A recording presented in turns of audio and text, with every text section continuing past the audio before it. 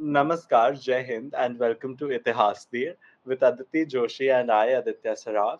Today, for our third book discussion, we will discuss Anand Ranganathan sir's book, Hindus in Hindu Rashtra, Eighth Class Citizens and Victims of State Sanctioned Apartheid. Before we go any further, thank you. Just, yes, anyhow, yes. Now we should move forward with the forward, which I must say is excellently, brilliantly penned by Jason Deepak, of course.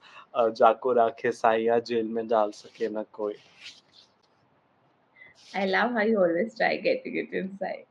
If you know, obviously, J. Deepak's both books are excellent and must reads for anyone who's sort of trying to get into the zone of reading books that match up to Sitaram Goyal and Mr. Majumdar's works on Indian history. So yes, now Aditi, thoughts on the book?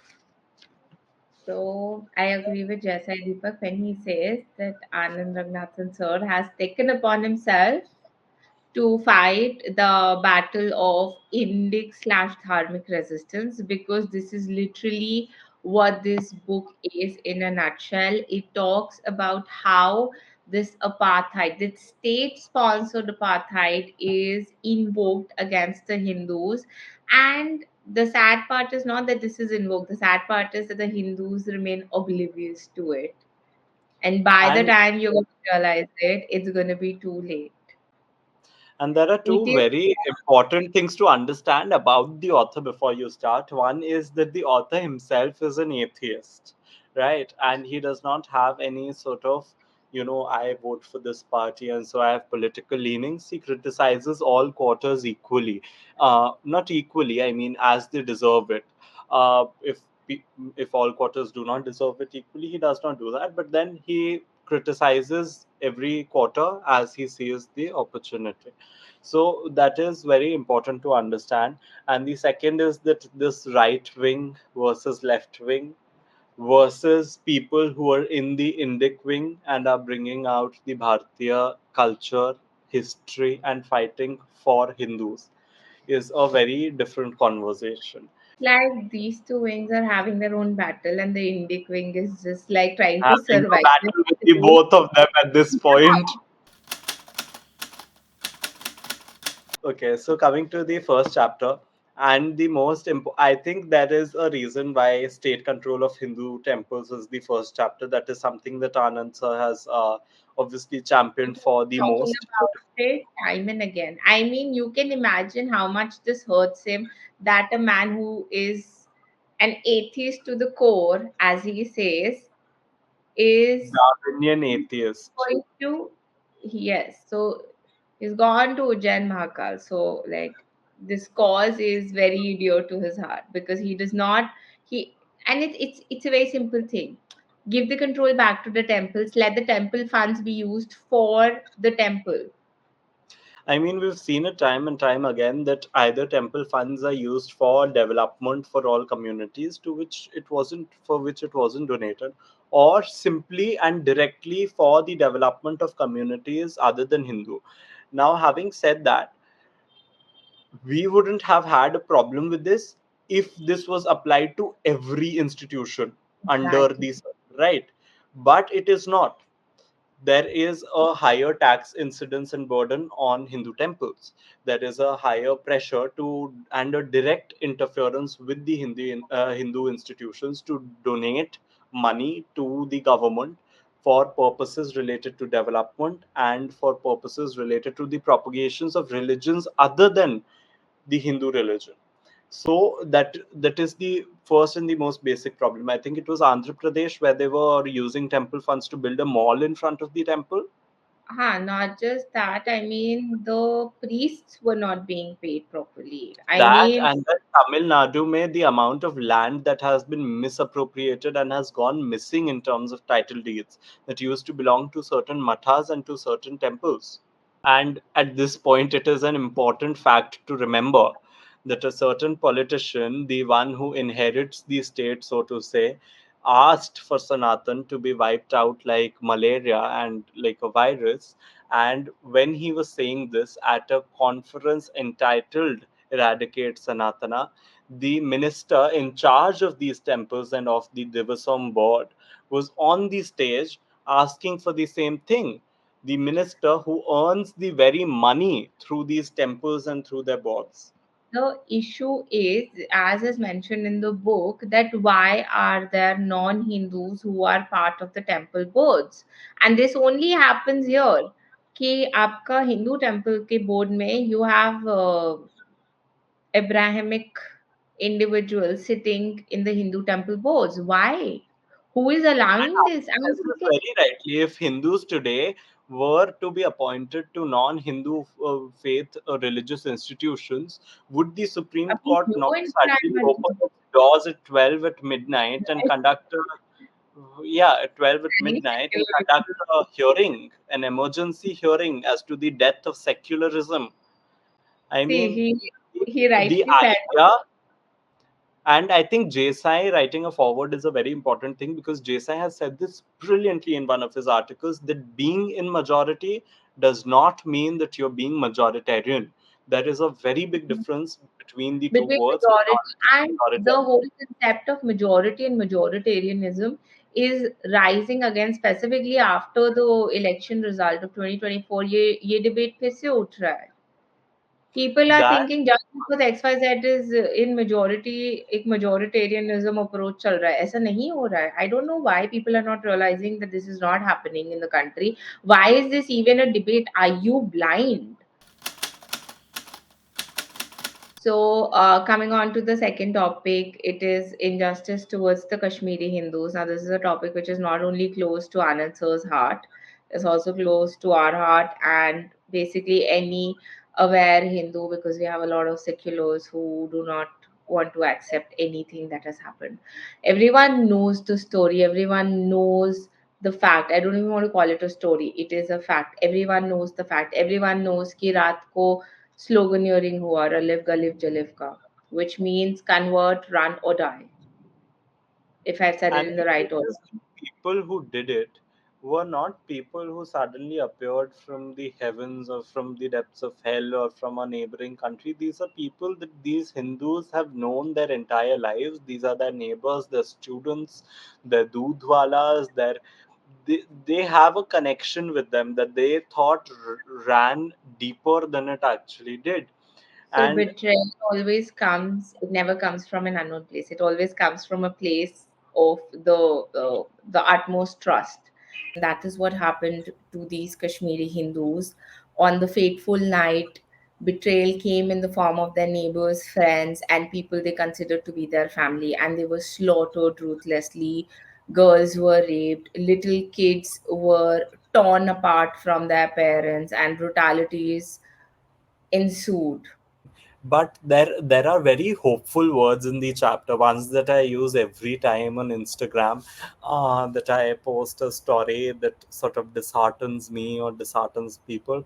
And these are: words never die, they always survive. In times of terror we wrap them and hide them like our ancestors did, and it may take 30 or 300 or 3000 years for them to be uttered again, but uttered they will be. And when they are, the words will echo in the valleys of violence where people know only to light Molotov. These words will make them light diyas again. It is a very heartening statement to make. It is a very hopeful Hope. thing. Hmm. I do not know whether the Vashisht community, the Valmiki community, can really see that hope right now. I hope that they do, but it certainly gives a sort of a peace of mind when you read it as a reader. It is very sad because now we see a lot of Kashmiri Hindus visiting Kashmir, and they're visiting their homes as tourists, and And which the brings problem them still, yeah, and the problem is still there.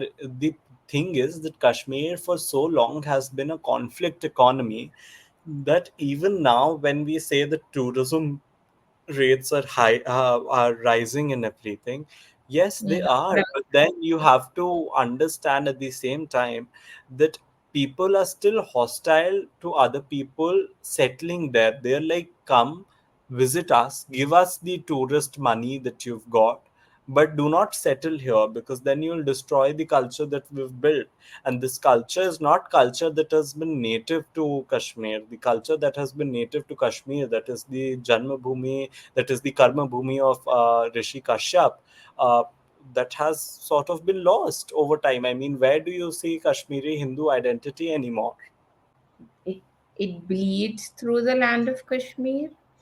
Like if you visit Kashmir, it is just a very sad place. I know people romanticize it, but I mean anyone who knows even a shred of history, you can feel that sadness seeping into you the minute you walk along the Dal Lake. I don't know how people romanticize it. And this was so Sushil Pandit says no, that the tourism in Kashmir is basically funding jihad, and the Hindus are funding their own demise happily. Move on to the Waqf Act, which is not as grim in terms of the content of the book, but is grim in terms of what the act Where it actually leads. says, where it leads to. Because essentially, there's the obviously the topic of jizya in modern times, which is the halal mark, the halal certification on all products. But then, I mean, why does my chai have to be halal is a question that escapes my understanding. I'm sorry. Halal as jizya I'm bringing into question. And the jizya is what I bring the Waqf Act also into, because Waqf Act also, to my mind, counts as jizya only if you're technically trying to usurp property that wasn't given in perpetuity for the service of Islam. Waqf is property that is in perpetuity dedicated to the service of God, right? But Hmm. then a lot of the historians, the left historians, and a lot of religious leaders from the Masjid Committee's side during the whole debate about Ram. Ayodhya, Janbhumi, and the Babri Masjid, was the point that Sharia completely bans that any property that has not been so dedicated is used as Waqf property for prayers and all, especially when it does not belong to Islam, right? Hmm. So this brings into question that, because the problem is that, I mean, Mukesh Ambani's home is under Waqf. 77% of Delhi is under Waqf. The High Court is Waqf property. You have to, the first point of contact after you've been served a notice that dedicates your house is Waqf itself. You have to prove to them why they're wrong. And when I say you have to prove, it is that you have to prove. The burden of proof is put on you by the act. And the expenses for conducting out inquiries and for sending teams is to be borne by you as a taxpayer, because these are funded by taxpayers' money. Moving to the fourth chapter, which is the Right to Education Act, um, I think Which is this. beautifully only applied to Hindu run schools, or it's never applied to the minority schools, and the Hindu institutions are basically forcefully subjugated to follow secularism.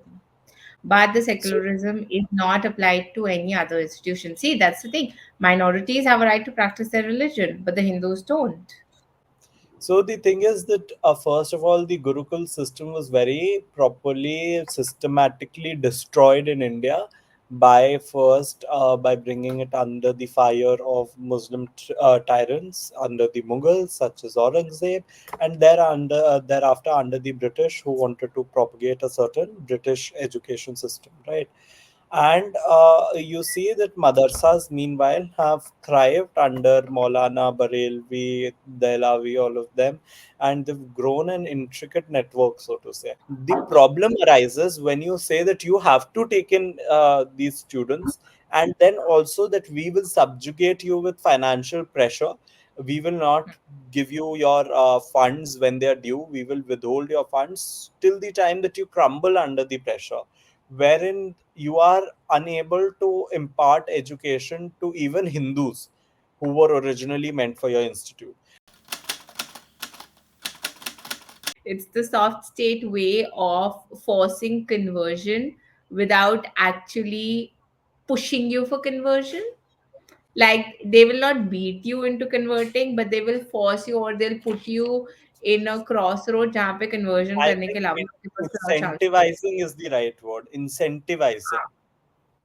They've incentivized conversion to the point where, I mean, as much as I would like to see, as much as we would like to blame the people who are converting, I would also want to blame or point fingers at the state machinery for failing to protect them, because a lot of them, they convert not because they want to, but it is a need, it is a necessity for survival, not Food, their survival but their kids. So what is the food, state doing? Why is the education, state not everything. giving them that protection ki bhai, if aisa ho raha hai, you come to us? Why is it that at the end of the day उनको चाकू की नोक पे रख के, or they're so economically poor that for basic things they are like हाँ चलो ठीक है convert कर लेते हैं.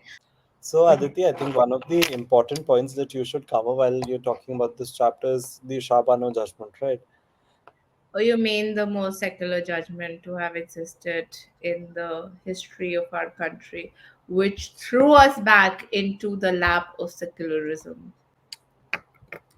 Basically, if I have to boil it down, this lady was a widow.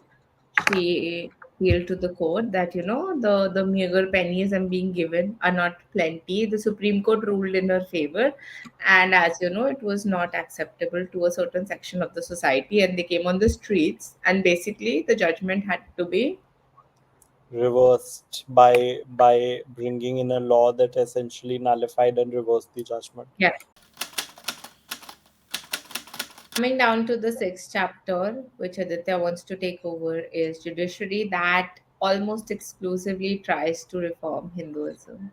Because, of course, it's always the Hindus that are outrageous, the Hindus that whose loose tongue destroys the nation, the Hindus that are doing everything that's wrong in the society, even the Hindus that are placing knives in the hands of people and making them cut their fellow Hindus.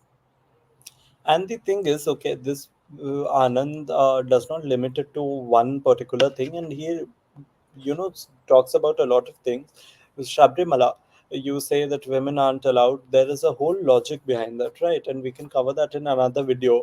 But Mm. then the thing is that there is a whole logic with the Nashtik Brahmacharya side of the deity, which is Bhagwan Ayappa. Uh, there is an anti-women thing that women aren't allowed entry into mosques. A lot of them, uh, there are no judgments about that particularly. When you talk about how high the human tower at Janmashtami can go, you're not making any religious comparison about the height of, say, the Muharram parades. When you're talking about the Jallikattu ritual, or when you're talking about, I think he talks about the Dharmapuram Adhinam Spatina Pravesam, and he compares that to Sedia Gestatoria, which is the exact same practice that they carry their priest on one day of the year to the temple or something, and the court in our case, which is the Dharmapuram district case, it says that this gives a sign of forced labor, that this depicts forced labor. But Hmm. unfortunately, when the same thing happens in Christianity, you have nothing to say. Now that is the problem, and Anand has very rightly brought it out in one of his talks, that there is a fundamental disagreement in the Constitution itself when it says that you have the right to life versus when it says that you have the right to propagate your religion, because it is not consistent. Because some faiths actively deny the right to life when they propagate their right to religion. Religion. And the same thing happens with Nupur Sharma when she quotes a certain part of Sahih al Bukhari 5134. And the court, what is the court's judgment up till date? Whenever the court has, intervened in matters which have caused public disorder, so to say. And I don't think this has caused public disorder, but then things which have caused public disorder, so to say, whenever the court has intervened, like when the movie was banned in the state of, I think, Tamil Nadu, the court intervened and it said, what is the state for? The state is there to facilitate security and to facilitate public order. If the state cannot guarantee public order and cannot, and has to ban everything in order to be peaceful, then the right to freedom, the freedom to expression effectually effectively null and void. It does not exist, because if you have to ban everything for society to be peaceful, there's no freedom of expression, there's no freedom of words. uh, so I mean, it's the exact same thing. Instead of breaking away from for lunch, as Anand says, and saying, calling it a day, saying that, oh, she quoted a scripture, so to say, the judge Who's says, tough? and I have to read this out. The judge says, are you facing a security threat, or have you become a threat to the security of the nation? You possess a loose tongue and keep on making irresponsible statements. You should apologize to the whole country for your remarks, made either for cheap publicity, political agenda, or for some nefarious activities. Your petition shows your obstinate character and your arrogance, that you think the magistrate courts are too small for you. Sometimes power goes to your head and people think they have a backup and they can make any kind of statement and go scot free. You went on a channel and made irresponsible statements. This is him talking about a woman who's quoted a book, without even an inkling of ramifications and serious consequences, that how seriously it will disturb the fabric of society. This is a judge saying these words within the top court of the country. This reminds me of when, recently, a judge has said something like, we will tear you apart, Hmm. to a company, to an Indian company that is facing of competition via foreign brands. I'm not saying what it did is right. That is a very different conversation. It is But wrong in we're its not advertisements. But see, you are not saying it to Dabur. You do not have the spine to say it to companies like Dabur, or any other companies, right? Because they are big multinational companies. But you have the gall to say it to Indian companies that are owned by sadhus, who are owned by, these Hindus, who are open about their faith, who are open about what they practice, because you have the gall to challenge them there. And that is the same problem that we see here. There is no case here to pursue except that a woman has quoted a book. we'll come to the seventh part, which is how the people who committed the genocide of Hindus are today celebrated. And अभी recently Nalanda university खुला है, and जिसने उसको गिराया है, ironically, to reach Nalanda University you need to To reach a stop at station that is named after that after person. the destroyer of the university. But And no, there were I actually commented below Himanta Biswa Sarma's post. He was at Nalanda, and it uh, posted a picture. This is not recent. This is a year back, more than that perhaps. It posted a picture about Nalanda extolling its virtues, and I said that below his post, and I said that, it is ironic that the government will extol Nalanda and it will sing its virtues, pay homage to it, and it will say, look how progressive Hinduism was and how active it was in making centers of, education and intellectualism and everything. And yet it will not have the simple courage, it will not have the gall to change the name of the station to the person who's destroyed that very university. And more interesting is the fact that some people today, Romila Thapar and Inc., have the gall to say that it wasn't Bhaktiar who did it. it was the Brahmins who did it. It was it wasn't Brahmins. They say it were two drunk people lying on the road, poor people who just got drunk that day and burnt it all.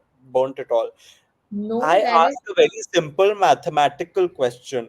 We were taught the triangle of distance, speed, time. See how big Nalanda is. See, aag kab lagi. how can someone who is drunk and properly itna agar jala raha hai, तो he probably can't properly walk straight. How can he, using that framework of science, because I think this is still earth, if we are discussing realm of possibilities on earth, then we have to see how within seconds, without being on horseback, without having like an army or stuff, you can reach 10 different parts of Nalanda and burn them all. The insane part is that the people who are celebrated, these invaders, it's if you try changing or renaming the street names to, which promotes your Indic history in its glory, it's met with so much resistance. So I agree with Anand sir. So You know what? imagine, you can't even use the anti-Islamic argument here because the name was changed from Aurangzeb Road to Dr. APJ Abdul Kalam Road. Right? APJ Abdul Kalam is one of the most celebrated scientists of India, one of the presidents of India. And, whatever agreements or disagreements you may have with him, was a great man. Right? And it is being named after him, and yet it is being met with an anti Muslim argument. Are you serious? Write their history in their tombstones very clearly, so that, and obviously one part of them will worship them based on what the history says and based on the atrocities that they did. But at least जिनको पता नहीं है, who are glorifying it because it's trendy to glorify them, and who want to be part of the parade because we don't know what it's about but we just want to be supportive. So they should know what it's about. They should know कि तुम अगर जाके किसी को worship कर रहे हो, you should know what that person did. And if you're still worshipping, then you're an idiot. And then we come to the conclusion, which is the Places of Worship Act, 1991. I see that's You right on your face. really need to.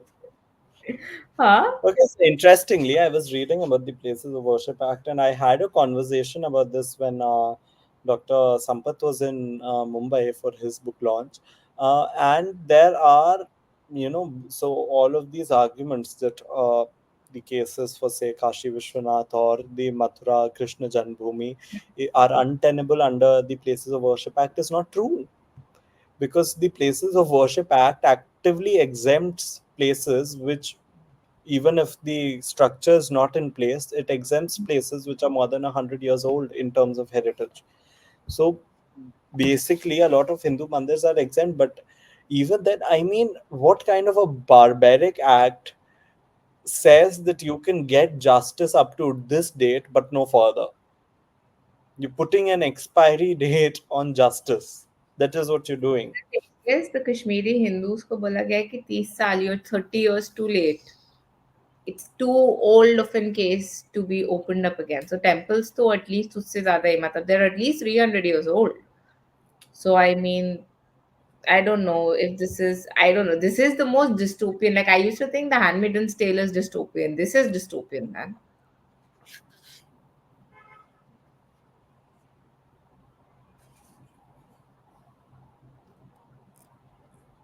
And it's not just the fact that this injustice exists, is the fact that it has been entrenched.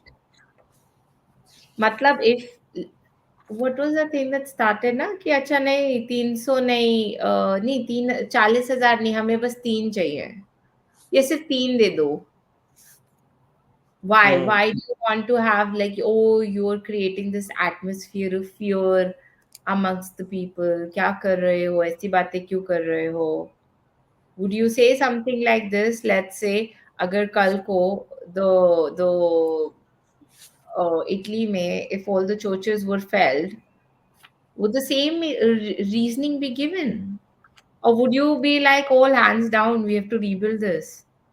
And more than how hard is it, if you look at it, this is a systematic breakdown and creating spinelessness amongst the Hindus. So I think, ending the book, I think I'll read out something that made a lot of impact on me. Anand says this. I think he said it in a DU address as well. This nation hears complaints through the barrel of a gun, not the ink of a pen. The nation believes inaction is a medicine. It believes time heals. It believes wounds do not fester. It believes the exiled never return. The nation waits for the death to rid its people of their remembrances. This nation wishes the Kashmiri Hindus all the happiness and joy, but in the afterlife. And this is a sad reminder for all of us, and it is shameful for all of us, um, that we sit at our homes and we preach, and there are people who are from our own country, from our own culture, who have been kicked out of their homes. So, refugees in their own country, the country that they also accepted as their motherland, the refugees in that, without any basic human rights, wandering from place to place, having been completely cut from their culture. That there are people, there are Hindus that are, pouring in from Pakistan, who are having to live in Rajasthani deserts with their cots turned upside, vertically, so that they can live under the shade of the cot while the sun is still up, because they'll probably die in the heat otherwise, because they've no water amenities, they've no homes. And we live in that country, and we still call it a Hindu majoritarian communal country, where the majority, minority is constantly in danger. We ask you, who the minority is, if this is the situation of the majority. So, on that note, after experiencing centuries of pain within these 150 pages, we are at the end of our book review podcast. I feel this has been heavy because it also forces you to face a lot of things. It makes you realize and it pokes you at just the right places, but it also leaves you very restless. On that heavy note, we come to the end of the book, and this book will make you feel a lot of things. It will make you feel helpless, it will make you feel angry, it will wrench your heart, it will also make you feel guilty for not standing up when the Kashmiri In Hindus action. need us, and guilty for sitting inactively while the country burns because a woman dared to quote a book. It will make you feel guilty for a lot of things, but it will also hit you in the right spots. And maybe, just maybe, it will awaken the spirit of Sanatan in you. That dormant spirit which is there somewhere, it will awaken that.